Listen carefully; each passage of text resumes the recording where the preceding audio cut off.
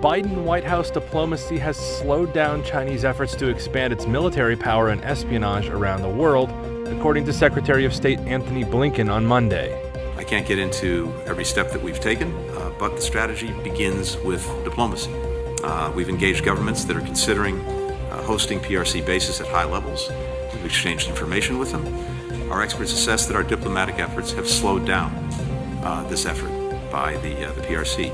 He'd been asked about Washington's response to reports of a Chinese spying operation in Cuba that were reported by the Wall Street Journal last week, reports that Beijing denied earlier on Monday. Blinken also said that the Trump administration was aware of a 2019 Chinese upgrade of intelligence collection facilities in Cuba, but efforts to address that issue were, quote, not making enough progress. Blinken said incoming Biden officials were briefed on China's efforts to expand its spying efforts, including in Cuba, but that actions taken since President Joe Biden took office in January 2021 have produced results. Blinken did not specify what those results were. White House spokesperson John Kirby said on Monday the U.S. has made its concerns known to Cuba about hosting Chinese spy operations in its territory. He also said he didn't expect the report of a Cuba base to affect a planned visit by Blinken to China later this week. Former U.S. President Donald Trump is scheduled to appear at this Miami federal court on Tuesday to face criminal charges of unlawfully keeping national security documents after leaving office, and then lying to officials who tried to retrieve them. The case marks the first time a current or former president has faced criminal charges in a federal court. Adding to the drama, Trump is again seeking the White House and is currently the frontrunner in the Republican primary contest. Miami's police chief, Manny Morales, announced on Monday that security would be stepped up around the courthouse in anticipation of throngs of protesters and supporters. We are working very closely with our federal, state, and local partners to make sure that we have a comprehensive approach. We're bringing enough resources to handle a crowd anywhere from 5,000 to 50,000. Trump maintains his innocence and has called the prosecution a politically motivated witch hunt. He is expected to plead not guilty and fight the charges in court. According to a grand jury indictment released last week, Trump is accused of taking thousands of papers detailing some of the nation's most sensitive national security secrets when he left the White House in January 2021 and storing them in a haphazard manner at his Mar-a-Lago, Florida estate. Photos included in the indictment show boxes of documents stored on a ballroom stage, in a bathroom, and strewn across a storage room floor. The indictment also alleges Trump lied to officials who tried to get them back. The walls around former President Trump are closing in from a legal perspective. James Sample is a professor of constitutional law at Hofstra University. These are very serious charges, and they're also the kind of charges that if the federal prosecutors and the Department of Justice are bringing them, as they clearly now are likely to be particularly easy to prove. The charges include violations of the Espionage Act, which criminalizes unauthorized possession of defense information, and conspiracy to obstruct justice, which carries a maximum sentence of 20 years in prison. But any federal trial in Florida may not take place until after the November 2024 presidential election. And even if Trump were found guilty, that might not stop him from once again serving as president. In the United States, rightly or wrongly, a convicted felon, even if he's convicted, can be elected president. He could even, in theory, serve as president while incarcerated. So far, Trump's legal woes have yet to dent his popularity among Republican voters. Trump is also due to go on trial in March 2024 in a separate case in New York State Court, stemming from a hush money payment to a porn star. The dramatic collapse of a major highway overpass in the city of Philadelphia forced a frustrating traffic jam on Monday commuters. A tanker truck carrying gasoline caught fire over the weekend, bringing down a section of Interstate 95. The highway is the main north-south artery along the U.S. East Coast, linking Miami to the border of Canada. Some 160,000 vehicles use the stretch of highway daily. The cause of the fire is not yet clear. Our Federal Highway Administrator is on the ground right now. U.S. Transportation Secretary Pete Buttigieg said on Monday during a speech at the American Council of Engineering Companies that the federal government was working with the state to restore the highway.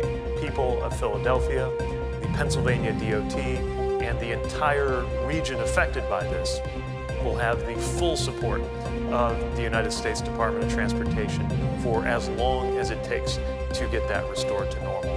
Buttigieg added that the department planned to use emergency relief funding to help with the rebuilding, but did not specify an amount. Officials said it would take several months to rebuild the stretch of I-95. Pennsylvania Governor Josh Shapiro urged residents to look for alternative routes, to take commuter trains or work from home if possible. The governor also plans to make a disaster declaration on Monday, freeing up federal funds to help in the rebuild. Ukrainian pilots could begin training to fly US-manufactured F-16 fighter jets as soon as this summer, according to the Dutch defense minister. Kajsa Ollengren spoke to Reuters in an interview. We have to look at what capabilities do they already have? How is their English language? What group can we start with? On what level are they actually? So yes, this summer is our ambition, and we'll see if that's realistic. NATO allies, the Netherlands and Denmark, are leading an international coalition to train pilots, support staff, and ultimately supply F-16s to Ukraine. Though a final decision on supplying the jets to Kyiv has not yet been made, Ollengren said. The thing is that it is a very strong weapon system, it's a very strong capability, but it's not going to be available anytime soon. And President Zelensky, of course, knows that. The aim would be to have the training program fully operational within 6 months. Two sources speaking on condition of anonymity told Reuters the training would begin with 2 groups of 12 experienced Ukrainian pilots. Certainly, Master Arm. This Dutch pilot is part of the team being assembled to train the Ukrainians. Flying-wise, well, technically, I mean, if you're a pilot, this is also just an airplane. But to fly a fighter jet and to transition to an F-16, which for them would mean like different technology, different design concepts. A U.S. official speaking on condition of anonymity said training an experienced Ukrainian pilot on the basics could take as little as 4 months. Ukraine says its troops have recaptured a 4th village from Russian forces in the southeast, where it has launched a long-awaited counteroffensive. On Monday, soldiers raised the Ukrainian flag in this village, confirmed by Reuters as Storozheve in a video posted online. This video, from a Ukrainian reconnaissance drone, is said to show the troops moving into Storozheve. But ending Moscow's occupation of southern and eastern Ukraine is a daunting task. Russia has more men, ammunition and air power, and has spent months building defensive fortifications. On Sunday, Kyiv said its forces heading south had liberated 3 other nearby villages in the Donetsk region. Ukraine's most rapid advance for 7 months is short of a major breakthrough, though. Russia is believed to have a strong line of fortifications further south. President Vladimir Putin marked Russia's National Day on Monday with an awards ceremony in the Kremlin, appealing to Russian patriotism and praising, quote, the heroes taking part in the special military operation. Russia's defense ministry repeated its assertions of the past week that it has repelled attempted offensives in the Donetsk and Zaporizhia regions. But prominent Russian military bloggers confirmed the taking of 3 villages in Ukraine's push south. The latest gains would amount to 3 miles at most, leaving Ukraine's troops still some 55 miles from the Azov coast and the prize of cutting Russia's land bridge to the Crimean Peninsula, which Russia seized in 2014. Meanwhile, as swathes of southern Ukraine, including Kherson, remain submerged after a huge dam was destroyed last week, Ukraine's defense ministry said Russia had blown up another dam on the Mokry Yali River, aiming to thwart Ukrainian forces.